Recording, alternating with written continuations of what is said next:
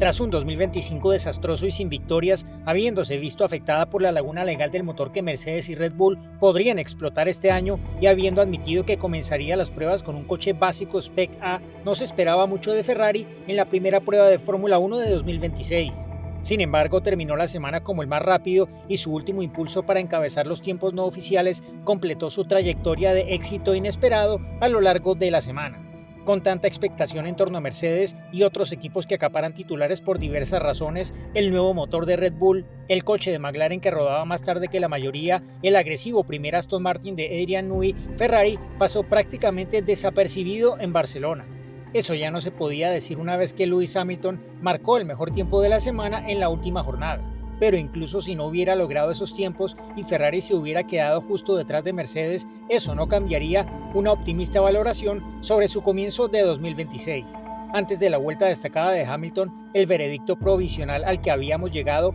era que Ferrari había causado la segunda mejor impresión por detrás de Mercedes y eso sigue siendo así. Independientemente de ese tiempo final, Ferrari tuvo una buena semana en España. Su nuevo coche funcionó de manera extremadamente fiable, su kilometraje fue impresionante y algunos rumores iniciales sugieren que sus rivales piensan que Ferrari lidera el grupo perseguidor detrás de Mercedes y por delante de McLaren y Red Bull. En otras palabras, el segundo de los cuatro grandes de la Fórmula 1. Por supuesto, todo esto son conclusiones prematuras con muchas salvedades. La sugerencia es que los equipos de fábrica tienen una ventaja inicial a la hora de comprender lo que necesitan estos motores para maximizar su rendimiento. En general, no solo a una vuelta, ya que nadie ha llegado a un límite, por lo que esa ventaja, sumada a lo bien preparada que está Ferrari con su paquete inicial para 2026, constituye una base muy satisfactoria. Pero aunque Hamilton calificó la primera semana de sólida, también dijo que no nos hacemos ilusiones y sabemos que tenemos trabajo por delante.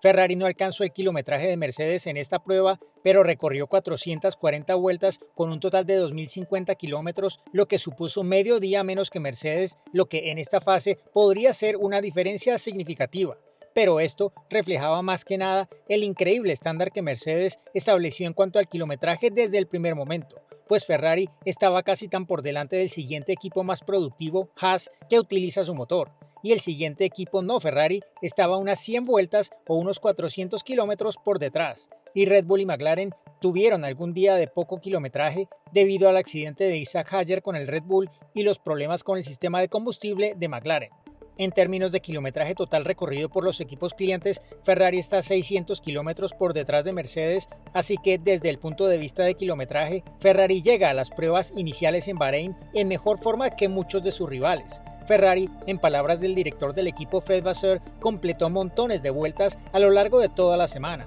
Realmente no tuvimos ningún momento de inactividad, reconoció Hamilton, y Charles Leclerc añadió, hicimos todas las pruebas que queríamos hacer.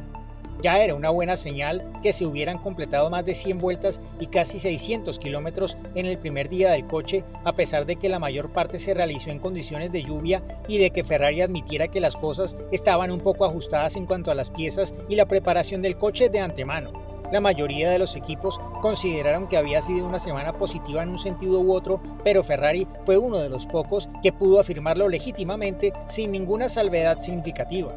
El jefe del equipo Williams, James Vowles, seguía de lejos las pruebas ya que su nuevo coche aún no estaba listo. Afirmó que la consistencia de Ferrari es realmente impresionante desde el principio y seleccionó a Ferrari como su segundo destacado de las pruebas tras el buen debut del nuevo motor de Red Bull. Otra observación de Vowles sobre Ferrari fue que quizá el ritmo absoluto esté en entredicho, pues Ferrari logró sus tiempos espectaculares en un día en el que Mercedes ya no rodó y los clichés sobre la irrelevancia de los tiempos de vuelta en los test parecen más ciertos que nunca en las circunstancias de esta extraña semana de shakedown. Lo que sí parece claro es que Ferrari dejó que sus pilotos apretaran un poco el acelerador para evaluar el ritmo del coche en la última jornada. En el primer día de pruebas de Ferrari, el martes, Leclerc completó 19 vueltas con los neumáticos medios C2, mientras que Hamilton rodó exclusivamente con neumáticos intermedios y de lluvia. El jueves, Hamilton trabajó mucho con los neumáticos C2, que parecían ser los preferidos por Ferrari para el mapeo del coche y las comprobaciones básicas, y luego dio unas vueltas con los neumáticos duros C1, lo que ocurrió también con Leclerc, y la mayor parte de la sesión la realizó con los C2 y solo algunas vueltas con los C1. el C2 volvió a ser el neumático elegido en la última jornada, pero dado el aumento de ritmo que supuso, ambos pilotos pudieron probar también los neumáticos C3 más blandos, y Leclerc al menos dio a entender que esto incluía empujar el coche, diciendo que también apretamos un poco más, lo cual fue agradable para sentir un poco más el límite de este coche.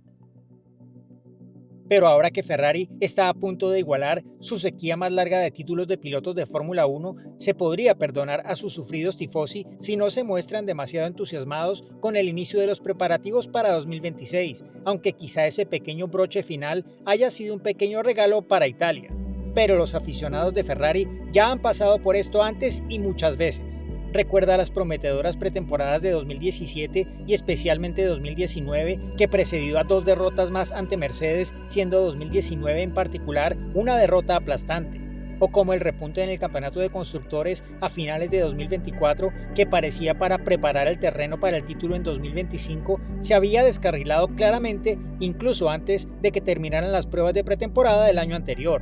O la ventaja enorme pero muy breve a principios de 2022, cuando Leclerc pasó de tener 46 puntos de ventaja sobre el vigente campeón Verstappen tras solo 3 carreras a perder el liderato en la sexta ronda y quedarse sin opciones. Ferrari dijo desde el principio que comenzaría las pruebas de 2026 con un coche Spec A diseñado únicamente para demostrar su fiabilidad y acumular kilometraje, lo que sin duda hizo en España antes de introducir nuevas mejoras. Esperamos que las primeras de ellas aparezcan durante las pruebas de Bahrein. Lo que se ha visto hasta ahora parece bastante estándar para un diseño de 2026 sin nada particularmente distintivo o agresivo en comparación con sus rivales, pero aún así a la altura de estos en cuanto a ideas de diseño fundamentales, al menos si descontamos el Aston Martin altamente creativo de Adrian Newey. Sin embargo, Ferrari no ha aprovechado la ventaja de la nariz alta que, por ejemplo, Mercedes está explorando y no podrá hacerlo con las actualizaciones, ya que ese elemento está integrado en el diseño por la posición de la cabina y la línea del eje delantero, y el hecho de que Ferrari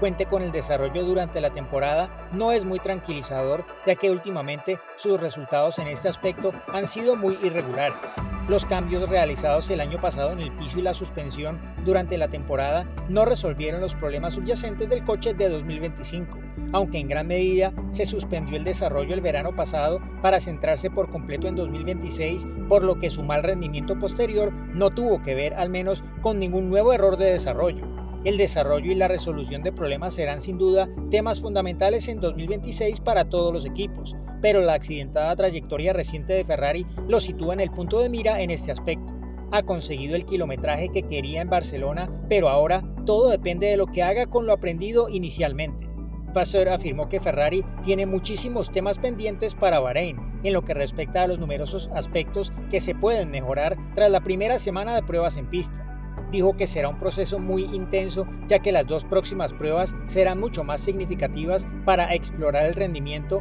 y Leclerc coincidió en que lo más importante será la correlación antes de partir hacia una ajetreada semana en Maranello en la que pasará mucho tiempo en el simulador.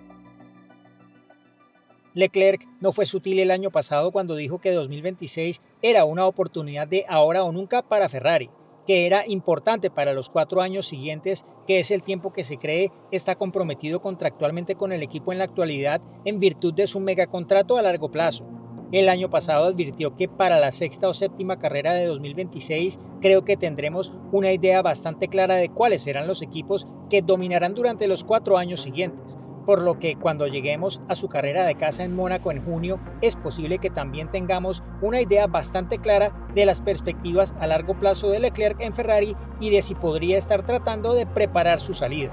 Al otro lado del garaje, Hamilton está visiblemente eufórico, según sus recientes estándares claramente poco eufóricos al final de las pruebas de Barcelona. Sin embargo, teniendo en cuenta cómo le fue en la era del efecto suelo, su optimismo parecía referirse tanto al comportamiento general de la nueva generación de coches de Fórmula 1 como al propio Ferrari de 2026. El 7 veces campeón del mundo se enfrentó a grandes retos con la anterior generación de coches con efecto suelo que requerían un estilo de conducción diferente y una forma de abordar las frenadas y las entradas en curva que no se ajustaban a sus puntos fuertes. Pero tras marcar el mejor tiempo en Barcelona, declaró que los nuevos coches eran sin duda más divertidos por su carácter sobrevirante, ágil y deslizante.